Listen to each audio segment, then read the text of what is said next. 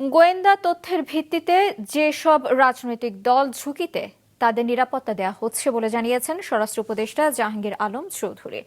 সকালে সচিবালয়ে এক বৈঠক শেষে সাংবাদিকদের এ কথা বলেন তিনি। উপদেষ্টা বলেন, বিগত আওয়ামী লীগ সরকার চলে যাওয়ার পর আইন শৃঙ্খলা পরিস্থিতির যতটা উন্নতি হবার কথা ছিল তা হয়নি বলে স্বীকার করেন তিনি, তবে আগের চাইতে উন্নতি হয়েছে বলে দাবি করেন। নির্বাচনকে সামনে রেখে বিশেষ অভিযান অব্যাহত রাখার কথাও জানান উপদেষ্টা। আমরা সবাইরই সমান এই প্রোটেকশন দিচ্ছি। এই জন্য যে বেশি ভালনারেবল তারা একটু বেশি প্রোটেকশন দেওয়া হয়, যে একটু কম ভালনারেবল তারা একটু কম প্রোটেকশন দেওয়া। যেমন আপনার আল্লাহ দিলে কেউ ভালনারেবল না, আপনার কোনো প্রোটেকশনই দরকার হয় না। বিশেষ অভিযানটা পুরো দেশেই চলতেছে, যেহেতু হয় কি এইটা ইলেকশনের আগ পর্যন্ত চলতে হবে।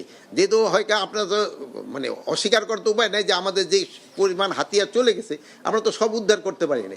এইগুলো উদ্ধার করার জন্য তো আমাদের চেষ্টা সবসময় জারি আছে।